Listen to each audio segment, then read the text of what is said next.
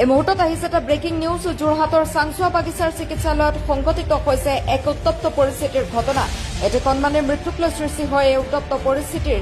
বাগিচাৰ শ্ৰমিকে ভাঙি লণ্ডভণ্ড কৰে চিকিৎসালয়খনৰ কেইবাটাও কোঠাৰ গ্লাছ।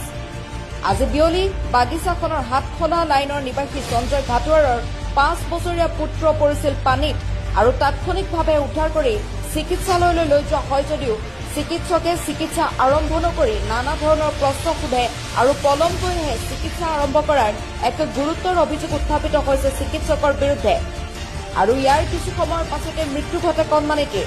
ইয়াকে লৈ চিকিৎসালয়খনত এক উত্তপ্ত পৰিস্থিতিৰ সৃষ্টি হয়। চিকিৎসালয়খনৰ যথেষ্ট পৰিমাণে ক্ষতি সাধন কৰে একাংশ উত্তেজিত শ্ৰমিকে।